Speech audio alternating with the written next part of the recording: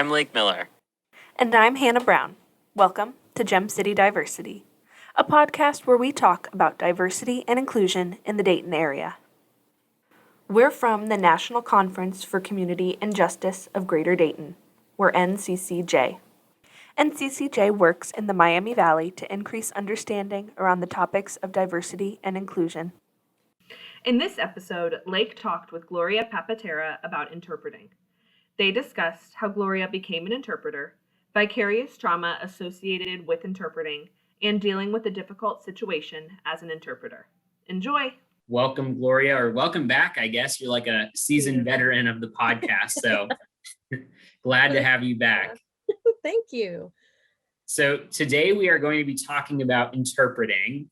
So I know there's been kind of snippets of interpreting through random interjections or random things that others have said over, these last couple episodes. But today we're going to really explicitly talk about what interpreting is. So I want to start just briefly with, why did you become an interpreter?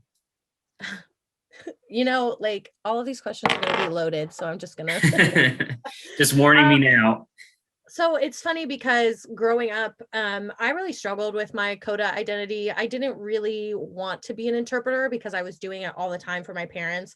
My mom is hearing, but she speaks Spanish. So there was constant interpretation going on with that. And my dad, though he was very good at advocating for himself, he also relied on me at times, and there were things that needed to be interpreted and things happened. So when my mom came to me in the 9th grade and was like, there's this really great program that you can do, and you can take college classes and high school classes, let's do interpreting.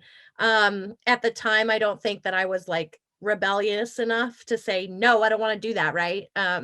So my mom really was the one that pushed me, and I started my interpreting program my freshman year of high school. So I started taking classes at St. Clair Community College, and then I was taking classes at Wayne High School. And my interpreting journey kind of started with the idea that, it's a good profession. It's pretty flexible. I can make good money. I already have the skill, so why not refine it and make money out of it, essentially was the goal. That's why I pursued the program. But especially after I graduated from high school, I had about a year and a half or 2 years left after high school at St. Clair. So I did 4 years of classes, and then I had 2 years afterwards. I really started to fall in love with the profession. And it's just because, as a CODA and as somebody who values deaf culture and deaf life so much, being able to now have access to being an interpreter, you're in deaf people's most intimate moments. You are at their births, at their funerals, you are at their doctor's appointments, their, family visits and things like that. Like, as an interpreter, you are granted access to people in a very intimate way. And for somebody who really appreciates and really feeds off of the culture of American Sign Language and deaf people, it was so enriching to be thrown into this world and to finally be able to interpreting gave me freedom to the language, because even though I signed before, it wasn't to the extent that my training got me to, right? And just learning so much about the language made me fall in love with it. And eventually, I really did want to become an interpreter. And I still to this day, I love what I do. It's not going to be my long-term forever profession, but I love what I do because I love the people that I serve. Awesome. So you mentioned, kind of starting to naturally interpret for your parents as you were growing up, just because you were in situations where that needed to happen. So I'm curious now, as an actual interpreter, do you translate for your parents or for your dad if you're in situations? I go by the rule, I have this skill, I have this ability. Why would I sit on my hands when somebody needs me to do my job? And a lot of the times that can be really hard because, I went to school for these skills. I have worked to refine them. I have been in the field now for almost 10 years. I guess maybe not 10 years, 6, but if you round it up, it's been a long time. But when you're working in this profession, some interpreters will tell you, I don't interpret unless I'm getting paid. And I don't necessarily abide by that, because as a coda, I have this like need to make sure that the people around me are getting access as much as possible. So if I'm out at a restaurant, if something happens, I immediately take on that role, because that's what I should be doing. That's what I should be doing, is making the environment around me more accessible no matter what. I think a lot of hearing interpreters have the privilege to say, well, I'm not getting paid for this, so I'm not going to provide this service. And they are willing to sit on their hands while deaf people are present. But I am not somebody like, if there's a deaf person in the room, I'm going to do everything I can, even if it's not my job that day, to show up and present that accessibility, because it's the right thing to do. So I do still interpret. Whenever my hands need to be up, they will be up. If there's a deaf person in a room, my hands will be up, because that's inclusion. That is making sure that somebody feels like they're part of the conversation. So yes, I do still do that, and I will do it for the rest of my life. Awesome. Thank you. Yeah. So for some people, it might be pretty clear what interpreters do, but can you just briefly touch on what an interpreter's job looks like? Absolutely, I can. And this is one of my favorite topics, because the truth is that deaf people and hearing people have no idea what we do. That's the truth. A lot of deaf people will tell you that we're there to provide communication, and that is very much true. But we're not there for the deaf people. We're here for the hearing people, because the deaf people aren't the ones that need my service. The hearing people are. So when I show up to interpret, I always say, hi, I'm Gloria. I'm your interpreter today. And I always make sure that I present and introduce myself that way to the doctor, the professional, or whoever the hearing person is. And then I engage as much as possible with the deaf person. This is my approach. It doesn't necessarily have to be this way, but an interpreter's role, what we've been taught is that you are in charge of communication. You just have to facilitate the communication. We follow the CPC code of ethics. It's the code of professional conduct is the CPC, which is something that all interpreters should abide by. And there are 7 tenets. The CPC is kind of like guidelines. They're not like strict ethics like a doctor would have, but they are guidelines that help interpreters kind of navigate those ethical dilemmas that we come across all the time. Like, should you give your deaf client a ride from the hospital? Answer is no, you should not. You should never, ever interact with your client in that way. But that code of ethics to me means that I show up and I'm not just providing language accessibility, I'm providing cultural mediation, which means that culturally, I am also blending the two worlds together. So an example that I have would be like, if I were to do a comedy show, it is important that the deaf person gets the same experience as a hearing person. So when the hearing people are laughing, the deaf person should be laughing. There might be a little bit of a lag, because there's always a natural lag while the interpreter is taking in the information, processing it, and outputting it. But the point is to make that equivalent. And sometimes language can be funny. Some things don't translate. Some jokes don't translate. They're not as funny. Deaf jokes, hearing people don't get. So, and vice versa. Like in Spanish, things just don't translate to things in English. So language is a lot more challenging, I think, than people think. And it's very fragile. I think I've told this story several times. I think you're familiar with it, but like when I first started interpreting, I had an assignment where we were working with Child Protective Services, which is very serious, because obviously, you're dealing with the custody of a child, you're dealing with parents, you don't really necessarily always know intricately what the situation is or why CPS is involved, but you're there regardless. And for that assignment, there were 3 of us. And we all were in constant communication. Like if one of us would show up, it'd be like, this happened today, so that the next person who showed up would be ready and prepared. So there's a lot of like, with ongoing assignments, there's a lot of communication that happens in the background to ensure that the interpreter is prepared to arrive at the next session. But there was one day that the 3 of us were busy. We had other assignments, and the agency's job is to cover an assignment. So somebody needed to show up for the CPS case.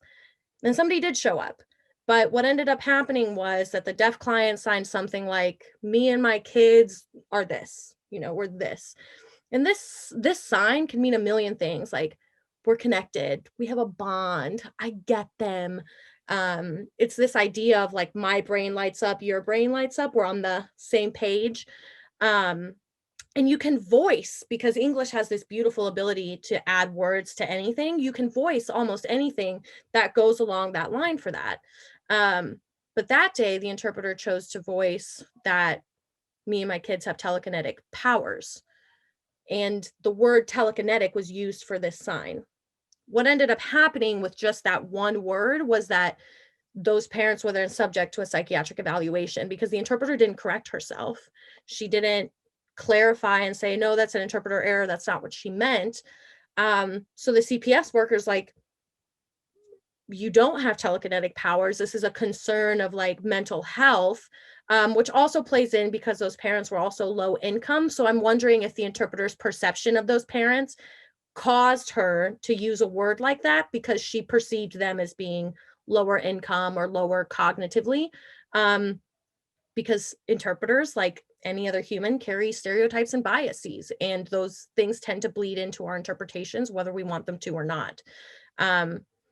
So that's a case where I talk about like, that's language fragility, right? Like the fact that this word could have been used in so many different contexts, but because she used it in that context, it really had a very severe impact on their case. And I mean, you're talking about custody of kids. So it did get pretty messy after that, because what is the CPS worker supposed to do? You're hiring an interpreter who's supposed to be qualified and certified to do this. So it just our job is to make sure that no matter what we do, that the deaf client and the hearing client and all parties involved are on the same page. And sometimes that is more than language. Sometimes that takes clarification. Sometimes that takes understanding where the deaf person is coming from culturally. Sometimes that takes understanding the hearing world and being able to translate that and explain that to the deaf person in a way that they can react. All of this is happening while I'm trying to translate the message in my head. So interpreting is much more than going from one language to another. It is constantly checking in and making sure, like, is this culturally well done? Is this here? Like, you can't, in any language, you can't separate the culture from the language, but especially in American Sign Language, because everything you do is culturally inundated. So what we do as interpreters is more than provide linguistic backup. We're providing constant feedback. We're watching your cues. We are reading your body language. We are watching what you do. We are psychosocial experts as well as linguistic experts, which is why we're really expensive, because we're doing a million things at once. And a good interpreter will be able to provide that range of services. If an interpreter can only facilitate communication, they're limited in their skills, because there's so much more to interpreting than language. So as you said, that's why it's so expensive. So who picks up the tab on this? Okay, so if this can kind of range, under the Americans with Disabilities Act, deaf people have a right to interpreters, period, point blank. As an organization or as a company that is for profit, you fall under the category of you are required to provide an interpreter, whether you want to or not. The only exception is if you have 10 or less employees working in your office, then you're not required to provide an interpreter. However, we get a lot of pushback with doctors. A lot of doctors' offices will say, no, we don't provide those services. Like, you're not the one providing the services. Your job is to go out, find the agency, contact the agency, get an interpreter, and then you pay for the service. That is the only job that an organization has, is to pay for the service. And that goes with everything. The deaf client should never pay for an interpreter unless they need an interpreter for something, sometimes for personal things like funerals or weddings or things like that.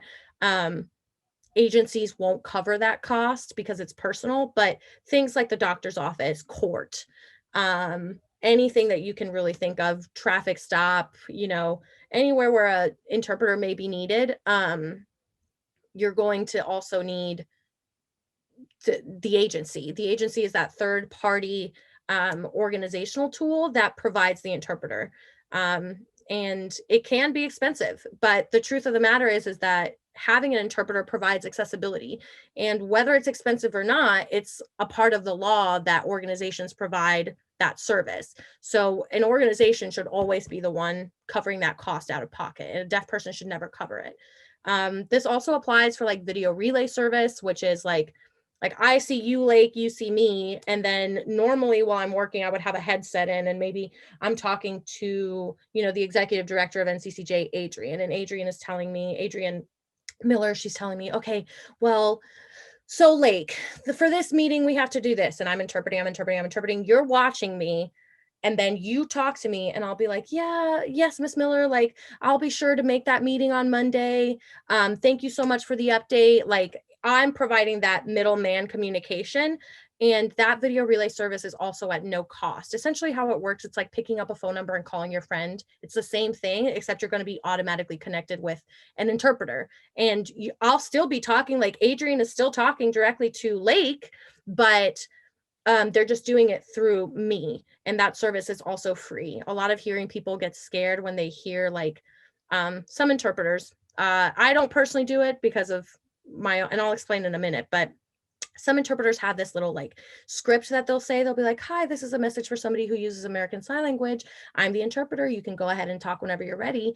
The problem is that a lot of hearing people don't know what that is. They don't know what a video relay service is. They've never spoken to a deaf person on the phone. So hearing that, they're like, I don't want to pay for these services. I don't know any deaf people. And I've found that for me personally, having that script when I video interpret is kind of damaging because it kind of takes away the power from the deaf person, because now I have to explain to the hearing person what my role is while waiting for the deaf person. The deaf person's waiting for me to finish up.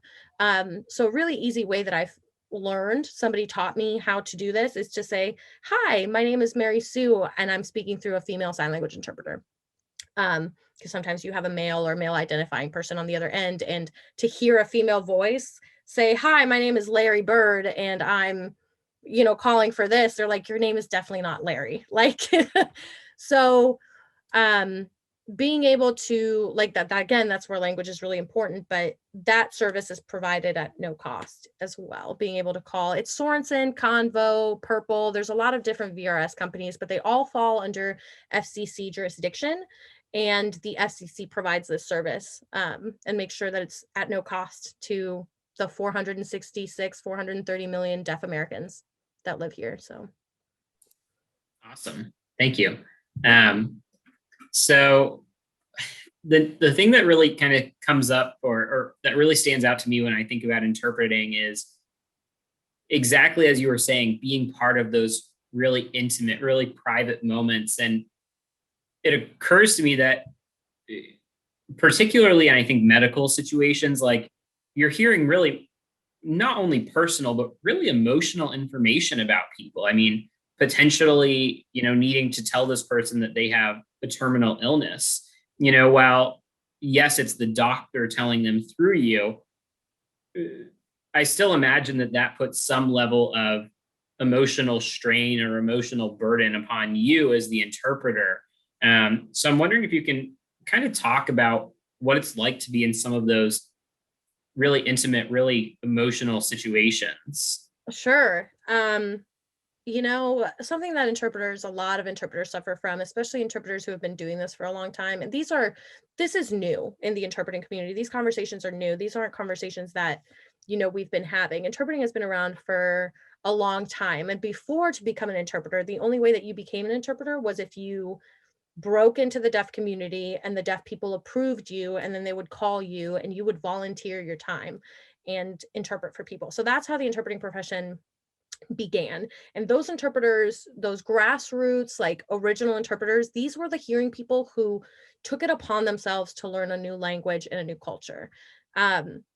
But the truth is that as a working interpreter, especially, in serious situations, like I said, we are in their most intimate moments. And that is something that I always try to remember and keep at the front of my mind, because I shouldn't be here. Like, this isn't my right to be here. Like, yeah, they need me, but I don't have to be here. Like, this is not my right.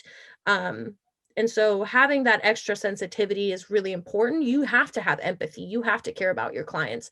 Some interpreters will tell you that you're only there to facilitate the language. Like, don't touch them, don't interact with them, like go in and out of the hospital room, and for liability reasons and insurance reasons, sometimes that is necessary. But if you know the client, for me personally, and this is not something that every interpreter does, and I really want to preface that. For me, if you're in the hospital with this person and you're about to give them bad news, you are already, as an interpreter, you're receiving that vicarious trauma. And that is something that I deal with on a regular basis. Like, we are traumatized every day by having interactions such as these, where we either have to give really bad news, or we are the ones that are advocating on behalf of clients, because maybe clients don't know that they have the ADA. Some deaf people don't know what we do either. And that makes it really hard, because deaf people might not know how to advocate for themselves, but we do. And even though advocating is not specifically mentioned in our code of professional conduct, as an interpreter, as a coda, I feel like there is a certain amount of responsibility that I have, and I justify that advocacy through cultural mediation.